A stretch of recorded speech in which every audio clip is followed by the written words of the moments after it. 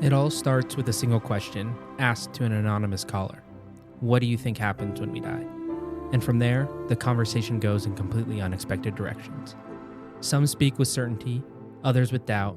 Some are still trying to make sense of it all. I'm Zach Ansell, and this is When We Die Talks, a podcast about death, meaning, and how that shapes the way we live. This podcast was born from my own fears around death and the need to talk about it.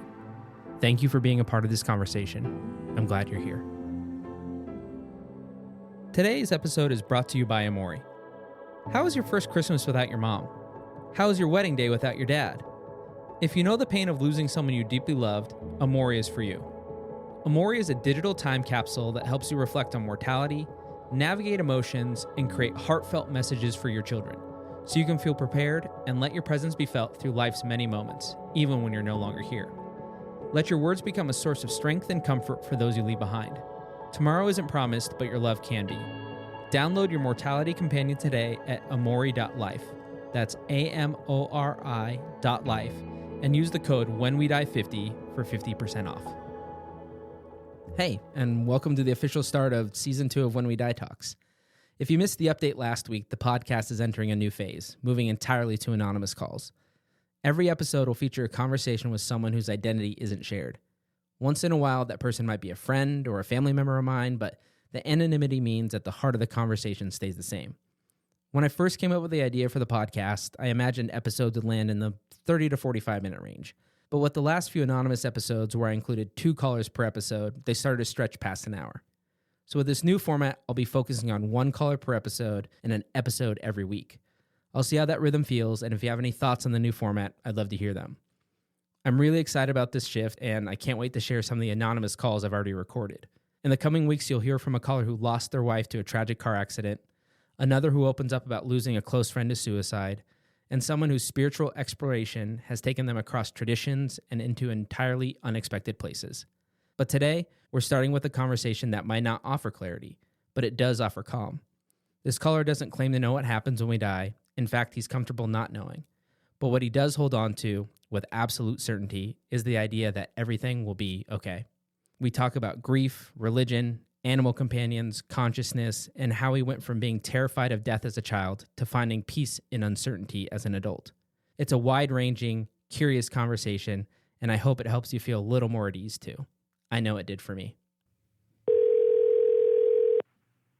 Hello. Hey, how's it going?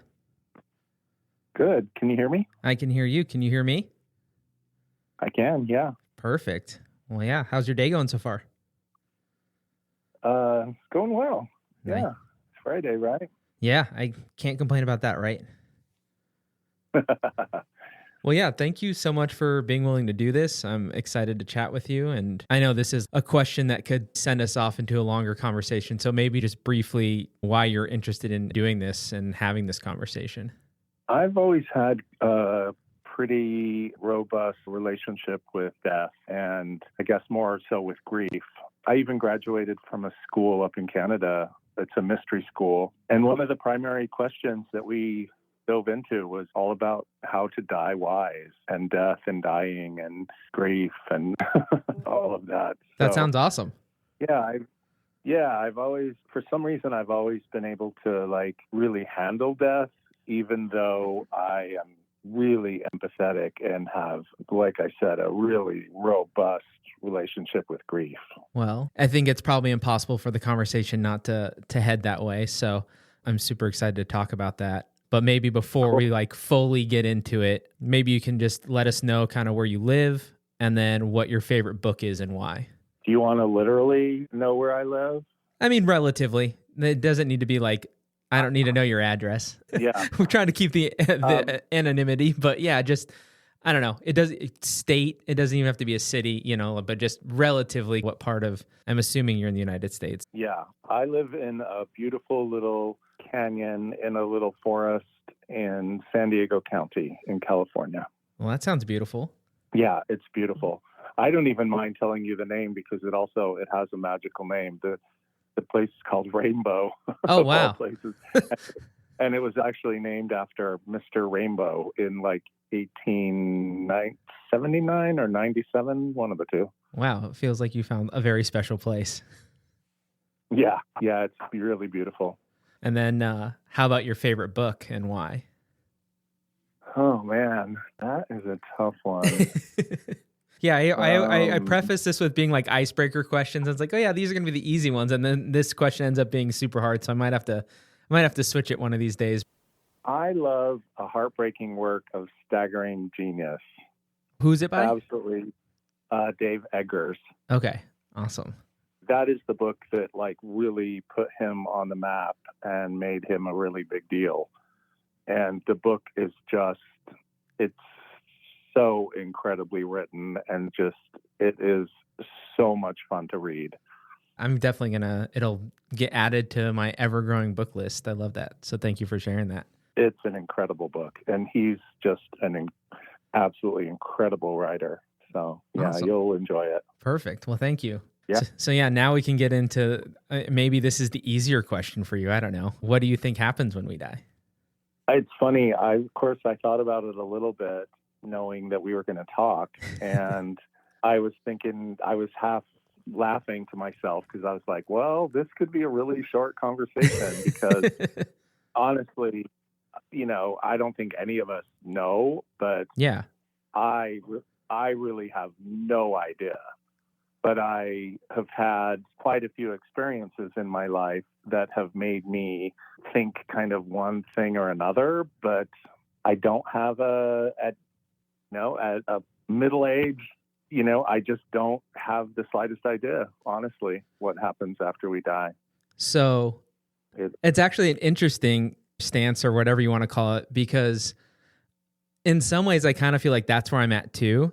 And so maybe the follow-up question I can have for you in that is, does that create anxiety, fear? Because you've already mentioned that you've dealt with a lot of grief. So I'm assuming you've experienced death in your life. So that might be different than my experience. But knowing that we're kind of in a similar realm, what is your anxiety level around that then, about death and dying? Honestly, zero. Oh my gosh. And I don't know. I honestly don't know how I got to this place, but because I was absolutely terrorized by death as a child. Like my grandfather was the first person my grandmother actually, sorry, my grandmother. My grandfather had already died. I didn't get to know him. And then my grandmother on my mother's side was the first death that I really knew of, and I just did not know what to do with it. I can't honestly remember how old I was, but I was young. I was like maybe 12 or something. Okay. Something like that. And an interesting point of life though, right? It's not like you were so young, like in early elementary school or something. I feel like at that age, you are starting to get to a place, where you're at 12, like there's so much happening. So that is an interesting age to have that happen. Well, I guess, it's funny because you spurred something else. I do remember that when I was in elementary school, and I come from a huge, enormous family, there's 10 kids.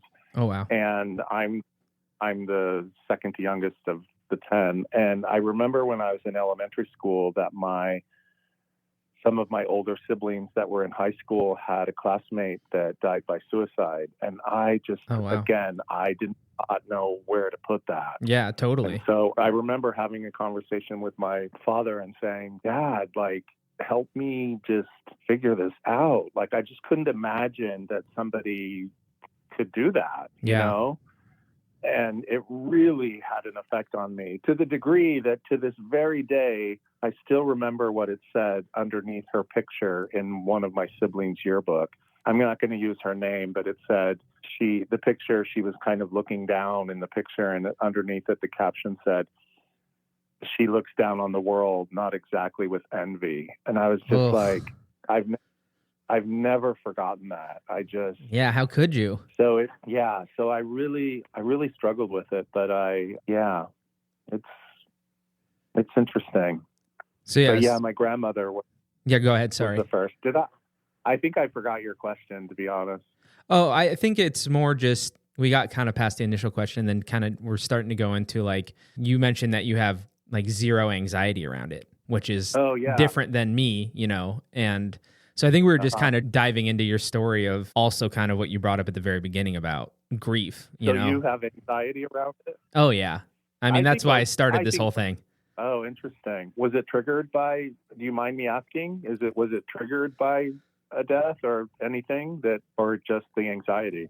I don't mind asking. I love that you're shooting back at me and having questions for me. So I would say, a lot of people in my life kind of equate it to there was someone in my life that had a pretty severe cancer diagnosis a year, 2 years ago, and that definitely played a part into it.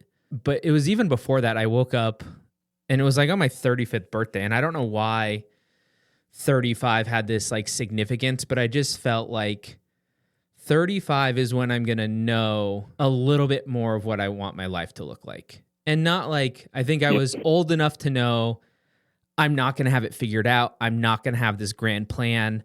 But it was just like, I think at that point I have enough real world data. And I think I very much realized at 35, I was like, okay, I don't have as much dialed in as I want or, would like.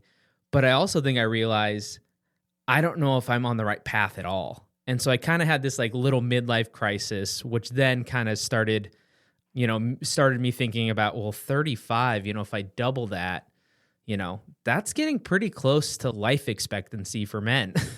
And so I think I just started kind of going down this rabbit hole and then had these kind of, I guess, existential attacks. I just felt like, I don't know, this intense fear around dying and death. And it was like, okay, I could.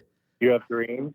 I don't remember my dreams. I don't really remember my dreams that much. So it wasn't necessarily I was waking up and being like, oh my God, I'm dying in all of my dreams or whatever. It was more just like, my waking thoughts were like kind of pushing towards like, you're going to die, you're going to die. And it was like, okay.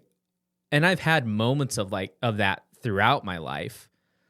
And so this time I was like, okay, I need to actually start dealing with this kind of fear and anxiety. And so that's kind of how this all came about. It's interesting because I'm not quite twice your age, not quite. And I lost my mother at your age. And that must have been a big one. That's by far my biggest one. Yeah. Yeah. That and also a kitty that when I bought this property that I live on, it came with two kitties that lived outside. And one of them immediately took to me and was just, she just flirted with me all day long and just would plop down, excited to see me. And the boy I never, ever saw. He was just like, I saw him like twice in 3 months running away. And so I'd see just his back as he's running away. And I was like, is he ever going to introduce himself to me? And then 3 months later, I was sitting down on the ground and I had some food and I had the other kitty with me and I was just kind of singing and sitting with the other kitty. And all of a sudden I see the boy coming over and I was just like, okay, I'm not going to look at him. I'm not going to do anything. And he came over and just started rubbing all against my back. And I was just like, oh my gosh. And he and I had the most beautiful love affair that I have ever imagined. And I've never been a cat guy either. I mean, I love all animals, but I was always a dog guy. I always had dogs. And he and I were just inseparable. I could be like leaf blowing and he would be laying across my shoulders, just purring. That's amazing. Yeah, we just had this relationship. And then he got taken by coyotes one day. And it just devastated me. Oh, man. It was, with my mother, it was kind of a long goodbye. She had a very rare, strange, they never were able to identify it, thing where the tissue around her vertebra was dying. And so as it went vertebra to vertebra, it would like knock out a different part of her body. And so it started with one leg, went to the other leg, which is, your vertebrae control all those things. Yeah. One leg, the other leg, your arm, and then your breathing. And so it was kind of taking my mother slowly over a period of a year or maybe even a year and a half. It's interesting. I don't have a super crisp recollection of timing. related to my mother's death. But so it was a devastatingly hard year and a half, but I don't know. I still didn't think she was going to die when I was that age, you know? But the kitty, Flannel, not having any warning and I still to this day, I mean, I can feel it in my body right now as I talk about it. It was such an amazing love affair. Just ridiculous. I lost my dog not long before I lost Flannel, the kitty. And she was 16 and a half. And that was really, really hard. But I don't know what it was about the kitty that there was just something different about it. I say to my friends, I think it was maybe related to loving an animal that has known lack, because it was a kitty that was feral originally, and then it still lived outside, and then I brought it inside, and it spent the last 3 years, I think it was longer than 3 years, 5 years, just like on my chest, you know? Yeah, it's like you had to earn the bond, and then when the bond was created, it was like unbreakable.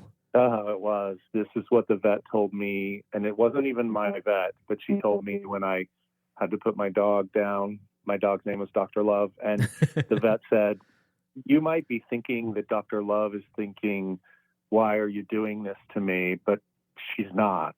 That concept is not even in her brain. She's just here with you. She just loves you. That's it. There's nothing more, nothing less." And man, that really helped me through it. I mean, I'm like tearing up just hearing that. Like, I mean, our pets, our animals are just so special. They're so amazing. Well, they really teach us, you know, they're the source of just pure unconditional love. And that doesn't always come easy in life. Yeah, it really doesn't. But you got hit with just a bunch of loss all at once. Yeah, I did. And then I also, I've lost my father.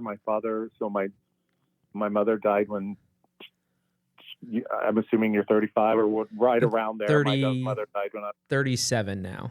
Okay, my mother died when I was 34, and my father died 12 years ago.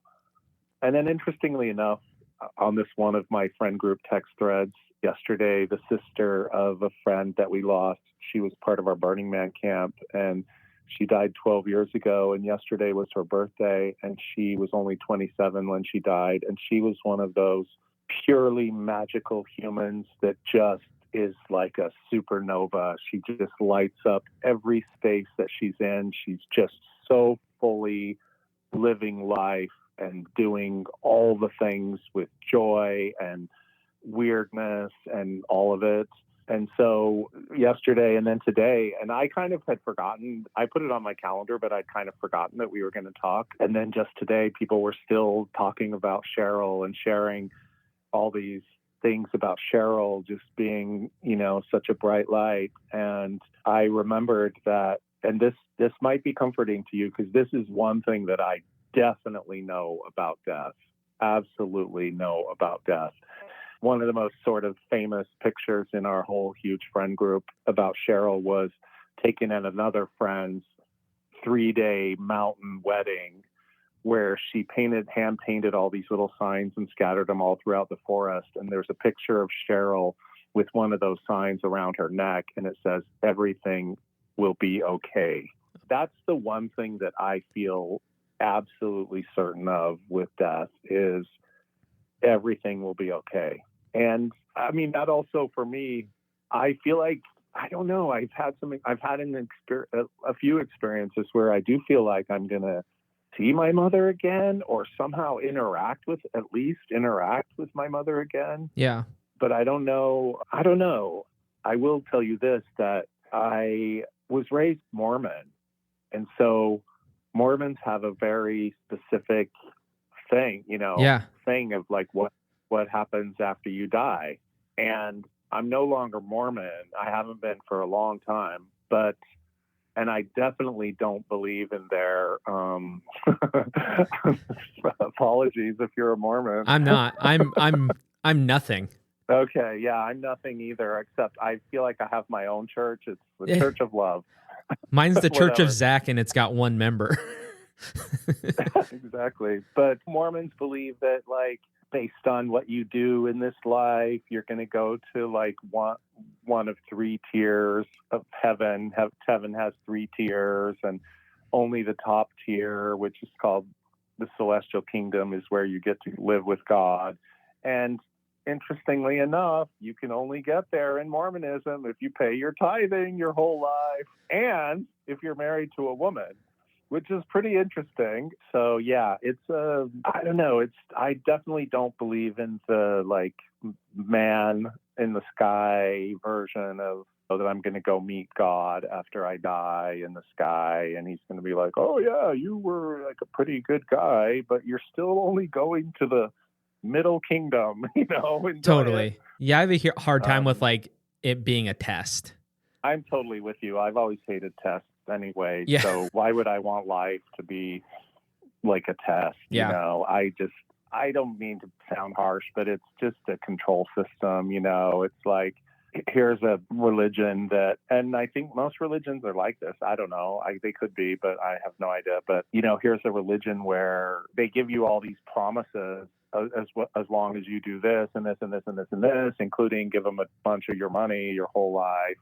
But they don't ever have to give any of their promises until after you die. Yeah. And it's just like, yeah, I don't think I'm going to go for that It's an interesting system. Yeah, it's very interesting. I had an interesting conversation because my parents were, always really active Mormons, and my father was pretty high up in the Mormon church. And I remember having a conversation late in my father's life after my mother had already died. And I was saying, Dad, what do you think? Do you believe in resurrection? Because that's, the Mormon thing is you die and then you get resurrected when Jesus returns. And I was like, because I definitely don't believe in resurrection. I mean, we are on a giant rock hurtling through space, circling a giant fireball. And the whole Milky Way galaxy is traveling something like 1.3 million miles an hour. And is only a fraction of everything else, too. Exactly. A tiny fraction. Like a minuscule, like grain of sand on the beach sized fraction of everything else. So I'm like, I don't believe in this kind of earth-centric, human-centric system where, I'm going to die and go up and have a meeting with God where he shows me this book of all the things I did. And then, then I go to one of the places based on that. So but my dad said he said he didn't want to my dad was so awesome. He didn't want to dishonor my own belief in what I was thinking, even though I really disappointed him when I left Mormonism, but he totally came around. He was fine. But he said to me, I think I'm going to stick with the resurrection. And I was like, okay, that's cool. Yeah. Well, come find me if it does happen, Seriously. The one thing I do love that you said was like, and again, I think that's part of this whole project for me is kind of searching for some, I say answers, but it's like none of this is ever going to get answered. So I guess maybe it's some peace. And so I love that just, your thought of, I do know that it's going to be okay. And that sounds like that's enough for you, which is, I feel like that's where I need to get is that's okay. And I think I'm getting there. I'm glad that I'm diving in. Interestingly enough, for a topic that is so hard to define and has so many definitions based on where you grow up geographically and what religion you're taught and all the things. Totally. That is the one thing that I feel absolutely certain of is that everything will be okay. Yeah. I just feel that. Lately, I've been thinking that when we die, that I've been watching a lot of space videos on YouTube. I just totally geek out on it. And I kind of think that all the souls, and that includes bugs and animals and plants, all of it, all the souls, whatever, anything that's alive is the stars. And that every single burst of light that you see up in the sky is a person that's not just a person, but a soul that's been alive somehow, that was somehow animated in this existence. It's like a cosmic graveyard, but in the most beautiful way. Yeah. I can tell you actually two other experiences that have sort of played into kind of my sort of peaceful feeling around death, and also just my kind of overall, I don't really know. Yeah. You know, I took acid at Burning Man one year. I highly recommend it, by the way. Do it with people that you love and that love you, and do it in a beautiful setting like a forest or something, and it will transform you. It is so otherworldly but I always explain it this way. Like, I've explained it to all of my Mormon siblings this way. I've been like, so on acid, I saw a painting at a festival that I went to, and it was like 15 feet long, horizontally, and it was white, all white. And I saw it completely sober, and then I saw it on acid, and completely sober on the far end. There was a painting of a little girl's face, and in the center of the canvas, 7.5 feet in or whatever, there was a painting of the same little girl face, but now she's like middle-aged or 40 or something. And then at the far end, there was the same girl, and now she was like elderly. And it was just those three paintings. And on acid, I saw all the faces of the girl all the way along. Oh, wow. So acid has this weird, I don't know, I have no idea how it works, but you see the energy of things. So like if you're looking at a picture of a horse, like the horse is moving, like it's galloping. And if you look at a windmill, it's spinning. It's a really, really strange thing. But so I did this acid trip at Burning Man one year, and during the trip, acid makes you also experience all kinds of things. You're probably going to cry. You're going to laugh your brains out. You're going to have all these experiences. But one thing that I always experience is it makes me have this kind of look at myself from outside of myself in the universe, And I had this, I don't know, I've said it was kind of a weird vision or something, whatever it was, that we are all everything. So I am you, you are me. The connectedness of everything. Yeah, I am my kitty, I am the tree, I am the cloud, I am all of it. And we get to experience all of those things. And it felt so accurate to me in the moment. And then I was sharing it after with a friend that was also doing acid at the same time. And she said, wow, I think that's so interesting. I'll bet it's all happening at the same time. And I was like, oh, wow. And that just really burst me open. And so it made me spend the next, 15 years since it happened, just wondering if maybe that is how it works. Yeah. I don't know. Maybe we're all of those things. And it is weird because it seems like we do have the ability to analyze all this, Yeah.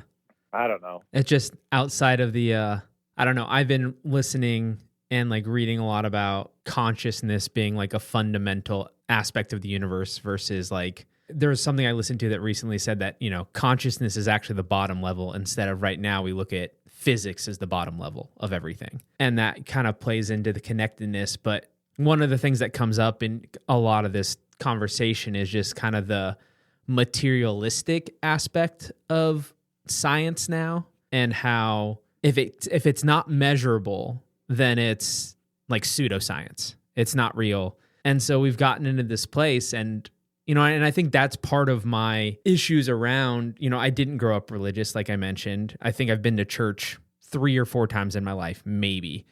You're lucky, I have to say. I hear, stories from friends who grew up in the church, and, definitely some of them have, traumatic experiences and stuff. But the one thing that I think grass is always greener. We don't know each other's trauma. And I'm not saying I'm traumatized by not going to church or anything, but I think there's an aspect of it that opens you up to spirituality. And I think I'm just even right now, I don't even really know what that means for me. I don't know what having a spiritual practice, even though I've been meditating for 2 years. Someone asked me recently, and was like, do you believe that you have a spiritual practice? And I was like, I'm not sure. And I've had to think about that a lot.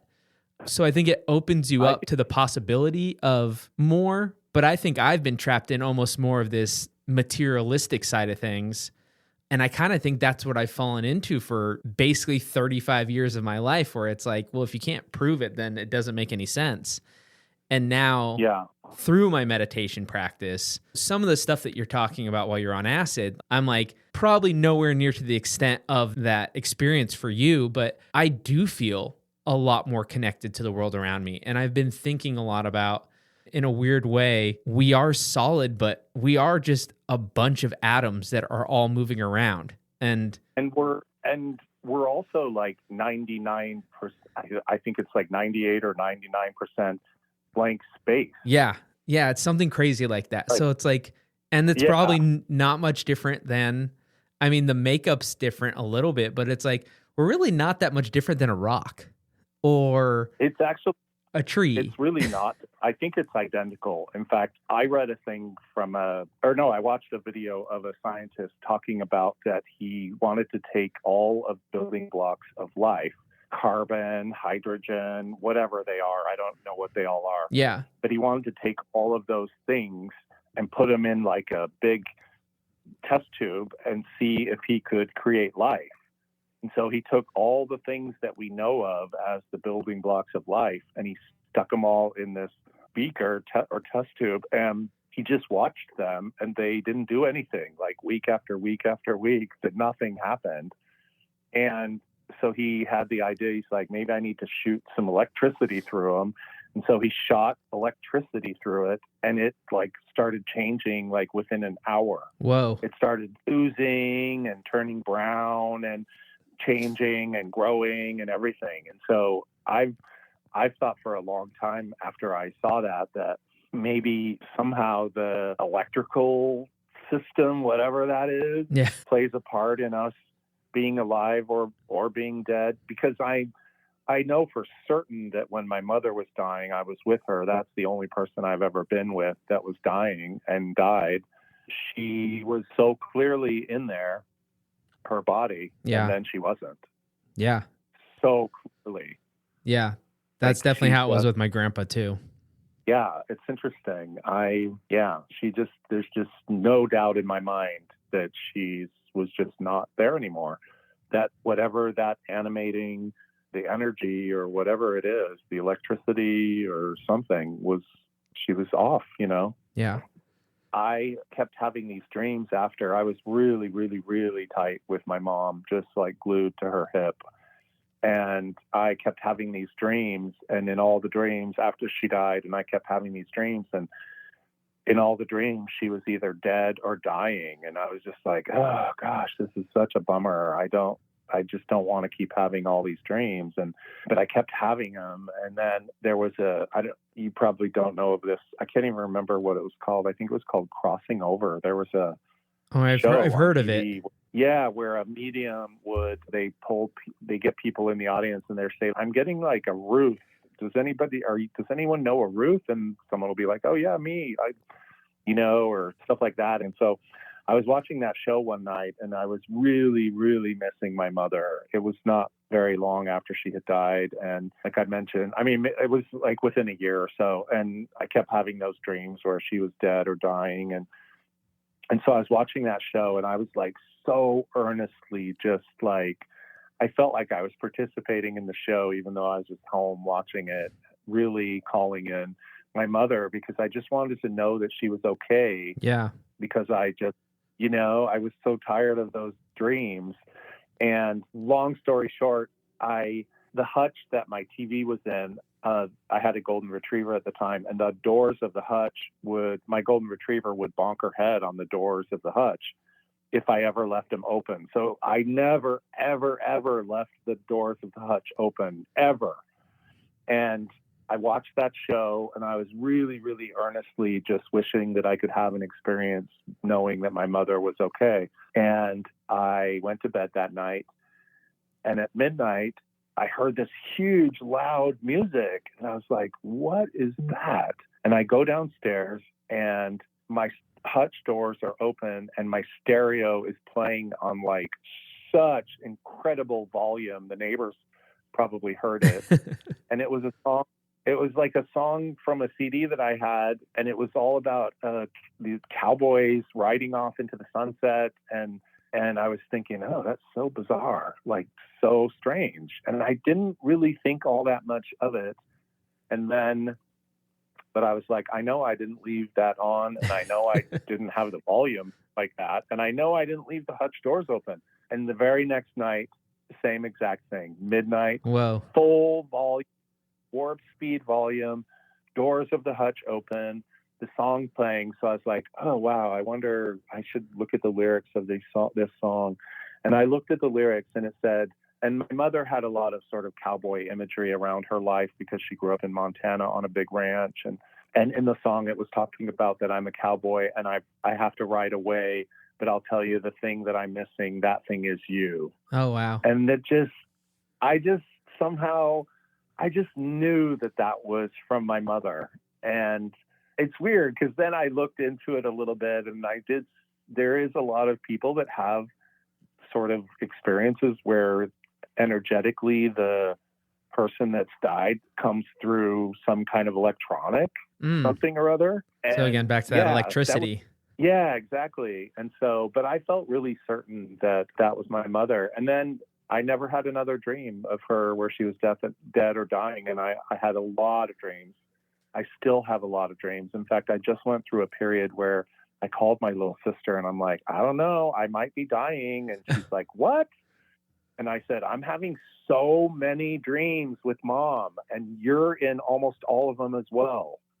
And just one after the next, night after night for like a few months, not every night or anything, but a lot of dreams with my mother. So I don't know. I don't really think I'm dying. As I say, the two of you should not go on a road trip together, you and your sister.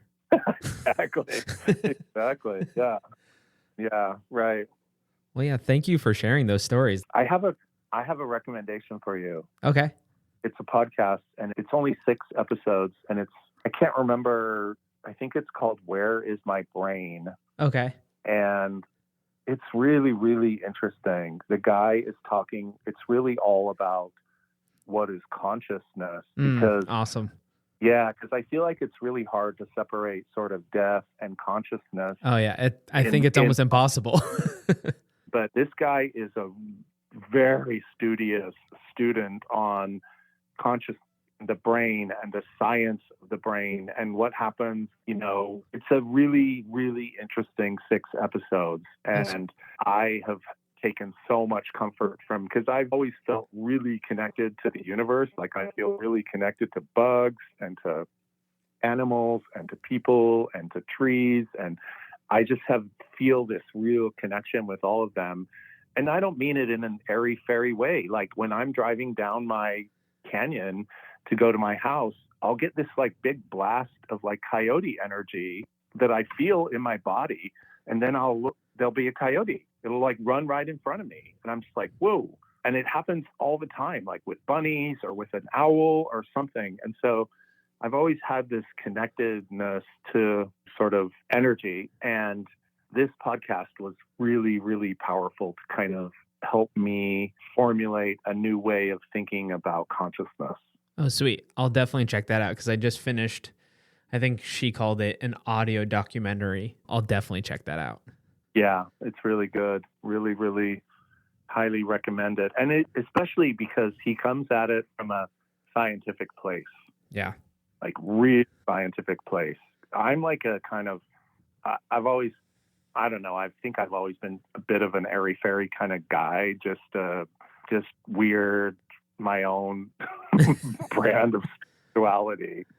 Nothing wrong with that. I'm complete science geek as well. Like I love science and I really geek out on it. So if there's like science that can support some of my weird airy-fairiness, oh, sign me up. Yeah, totally.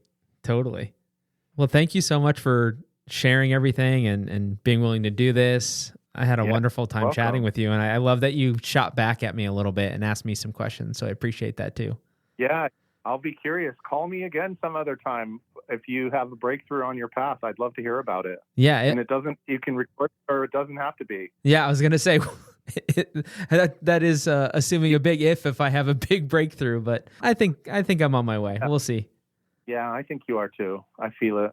you can't do the kind of work that you're doing and not, who knows? I don't want to say that you're going to arrive somewhere, but I just know that your world is going to expand.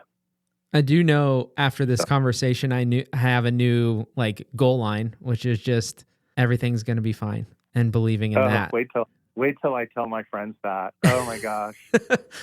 I'm going to text you after we hang up, if it's okay, on the same number that we connected. I'm going to text you a picture of Cheryl. Everything will be okay. Yes. Fine. Yeah, please do. And yeah, I'd love that. Well, thank you so much. Thank you. I appreciate it. Yeah. Have a good rest of your day. Thank you. All right, bye. Bye-bye. I've thought about that line a lot. Everything will be okay. It's not an answer, but maybe it doesn't have to be. Maybe it's enough. I really enjoyed this conversation. It started in a place that could have made for a very short exchange. Someone who doesn't know what they think happens when we die. But then we covered so much ground. After we wrapped up, the caller sent me the photo of Cheryl that he referenced during the call, and I'll try to share that on social if he's okay with it. That's what I've come to love about these anonymous calls. You never know where they're going to go, and somehow they always find their way to something meaningful.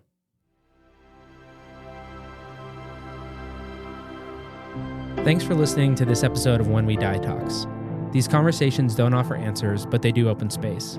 Space to reflect, to feel less alone, and maybe to see things a little bit differently than before. If you'd like to explore your own beliefs out loud, you can apply to be an anonymous caller at whenwedietalks.com. If a full call feels like too much, the voicemail is always open. Call 971-328-0864 and share what you believe happens when we die. And if you want to support the podcast, you can join on Patreon or just like, share, and follow. Anything helps. Until next time, have a good life.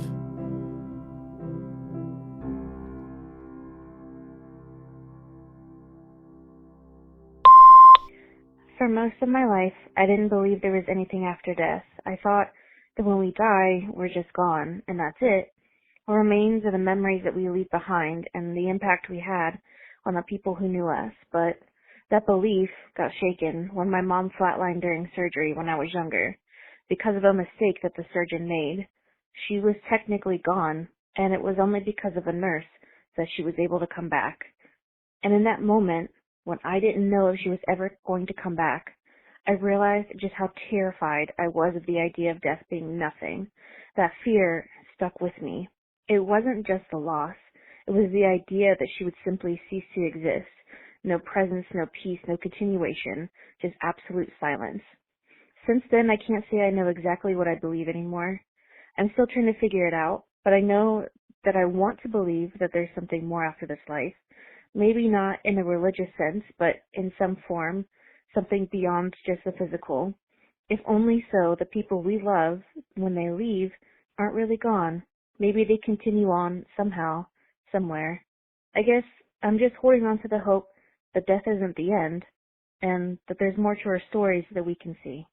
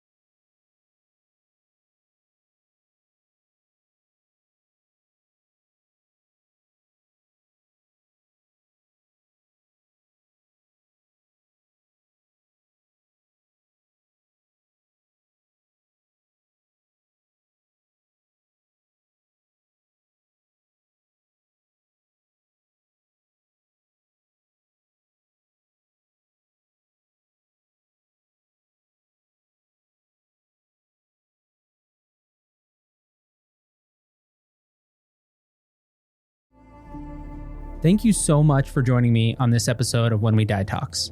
I hope today's conversation sparked some thoughts and helped you feel a little more at ease with the idea of death.